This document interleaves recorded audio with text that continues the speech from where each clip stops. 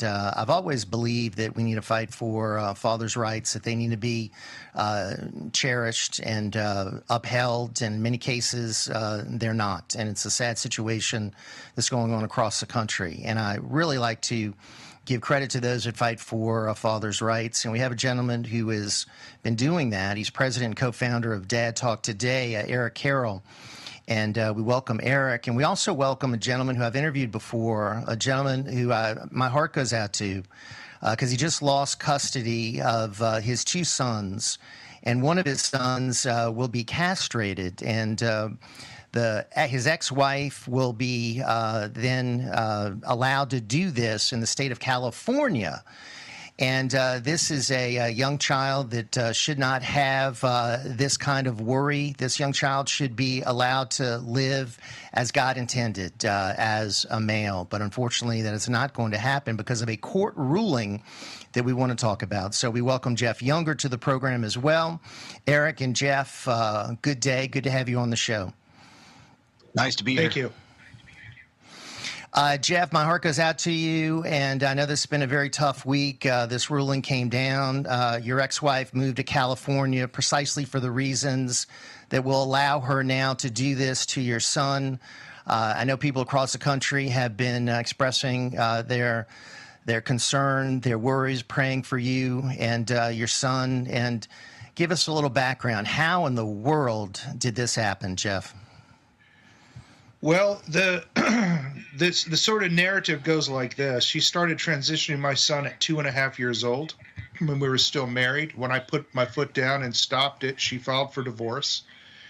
She's a pediatrician, and she used licensed care providers to force me out of my home. I moved a mile up the street, and then one day my son tells me he thinks he's a girl. And I took my first iPhone video. If you go onto YouTube and search for "Mommy Says I'm a Girl," you can see it. And he just says, "My mommy says I'm a girl," and I believe it. I was able to kind of correct that, and he presented as a boy with me for all the time that he was with me.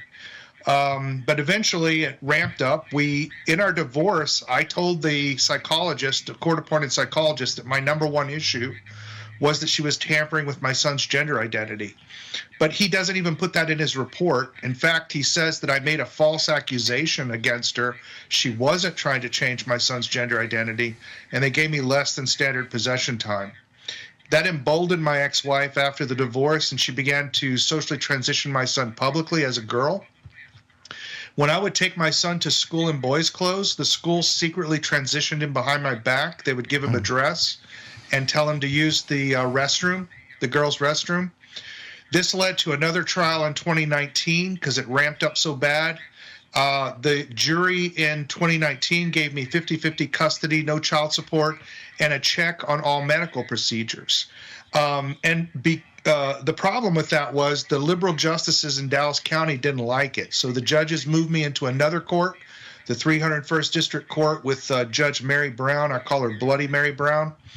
Bloody Mary Brown used temporary orders to systematically strip me of all parental rights rather than giving me 50-50 custody, eventually giving me supervised visitation that required me to affirm my son as a girl, and I was not allowed to pray with my son during the visits.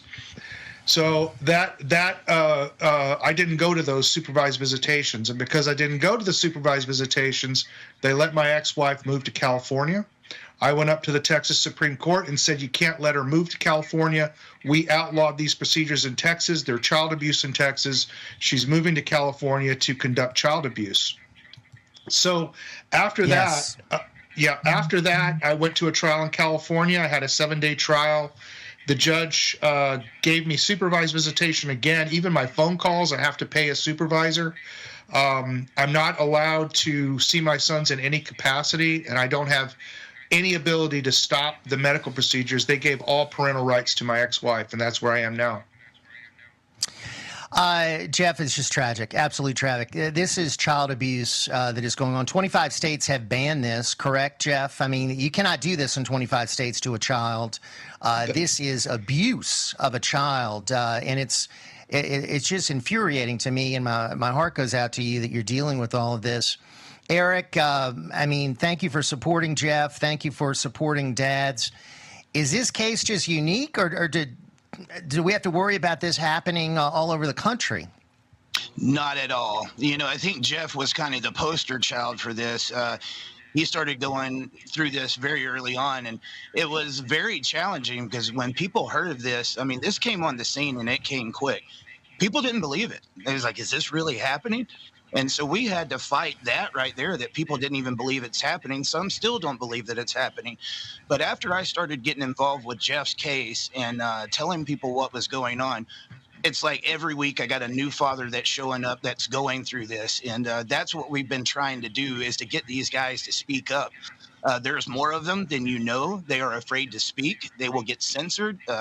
The law will be used against them. They get their kids taken away from them. So it's more common than they would lead you to think, but you don't know that because many of them aren't allowed to tell you. So we've got a system that is biased against fathers, right, Eric? I mean, is that the bottom line? Absolutely, without a doubt. Jeff, your other son is not being transitioned. Your other son is being allowed to grow up as a boy. Yes, he is. But I think he's had a tremendous harm has been done to his moral education. I named my sons after the brothers of Jesus, James and Jude. And Jude is trying to figure out, when is he supposed to lie? He knows his brother's not a girl, but he's being forced to lie about it. And I think it's had a terrible effect on his moral education. Jeff, when was the last time you saw your boys? About a year ago. I did supervised visits in LA County. They cost me about $2,000 a piece. The boys were happy to see me. We got to spend some time together. But the supervisor was just so pro-trans that it was impossible for me to do subsequent visits. So your son, James, was he dressed as a girl at the time? Did you have to refer to James by the name that your ex-wife has given James? Well, I just called him my child to avoid any problems. But the custody supervisor testified in court, that I was dead naming my son and all this stuff, and it was used against me at court. Yeah, he was dressed in a tracksuit, but it was a girl's tracksuit. So when is this chemical castration going to occur, Jeff? Do you know the details? Well, she's not required to notify me of any medical procedures she does to my children. I don't have any knowledge of my children at all. When I write letters to them and things and give them gifts, I don't know if they get them. She doesn't tell me. So I really don't know, but I'd be surprised if it hasn't already happened. Eric, what's the next step here? What can be done to help Jeff? What can be done to help other parents out there? Because it might also be happening to moms if a father's pushing this on another parent. Is there a national law that can be passed at the congressional level to prevent this from happening again? So Trump put out a video not long ago saying one of the first things he was going to do when he gets in office is outlaw these surgeries. But they're always going to try to find a loophole, guys. I mean, take an instance, Jeff's case. Here it is in the state of Texas. They lobbied. They got the law changed to make this illegal. And what did they do? They allowed her to move to California, where it was anything goes. I think at this point, what we've got to do, guys, is we got to get proactive instead of reactive. A lot of people want to get involved once something like this happens. Well, that's too late. You need to understand, just because you are in a conservative state or that you might not be going through this right now, that it can happen to you. There's not a single father that I've talked to, Jeff, that told me, I saw this coming or I knew I was going to be going through this. None of these fathers think it's something that they would ever go through. And by the time it's here, it's too late. We've got to get active, guys, and make sure that it's one thing to get that banned in the States, but if they can move out of state, it's just like the abortion issue. They can still do it. We need to also make it illegal where these parents can't go across state lines and make this happen.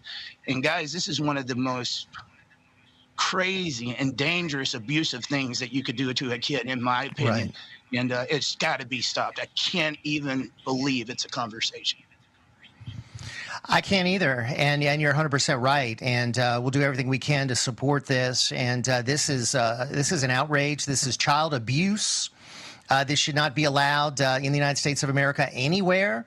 And this has got to be a real cause that we take up in this new administration, where we can get, hopefully, some common sense prevailing again. Jeff, what is your next step? Is there any way to appeal this? Is there anything else that you can do legally? Yeah, I'm gonna go up on appeal. I'll take it all the way to the California Supreme Court. Once I've exhausted my state remedies, I'll go into federal court. Hopefully by that time, Trump has promised that he'll create a federal cause of action for parents to sue, and I'll be able to enter federal court under that new rule and statute. So have you had any conversations with the Trump team about your case, Jeff? People that are advisors to Trump, yes. And I intend to continue to follow up, and I'm going to make sure people know whether they're actually doing what they said they were going to do and protecting kids. And I believe they will do it. Well, what is a way that our viewers can support your case, Jeff? Do you have a website? Do you have a place people can go? And then we'll find out from you as well, Eric. Sure. You can go to savejames.org, and that gives you updates on the legal situation. I have a Substack, jeffyounger.substack.com. And in that Substack, I go through a lot of my research on scientifically, socially, and culturally how we got to the point where we would sexually mutilate children. And then you can find me on X at Jeff Younger Show. I don't really have a show. It was just a joke because my life had become so public. I felt like I was in the Truman Show. Mm-hmm. Well, you're welcome on this show anytime, Jeff. And Eric, where can our viewers find out more about the work you're doing? Hey guys, you can follow us over on Dad Talk Today. We're on Instagram, Facebook, YouTube, all of the different social media sites. And I would just ask, man, Elon Musk, Donald Trump, anybody that can get involved, for any of the viewers, tag them in this so that they know this is going on. You know, we are just regular dads here that never expected to be doing any of this, nor do we want to do this, but we'll do what we've got to fight for the kids. The more that you can help us elevate these voices and connect with the people that can help us do something, thank you so much. Well, I'm proud to do it on this program, proud to have you on as guests. Thank you for your work on behalf of all fathers across this country and all children. Eric Carroll, Jeff Younger, thank you so much for being with us here on the program. And we're going to stay on top of this, folks, and we'll bring back updates to you periodically as hopefully developments occur, and hopefully we'll have more positive news later. All right, a lot more to get to as we roll on. It's Ringside Politics here on Real America's Voice. Jeff Carrera with you. We'll be right back.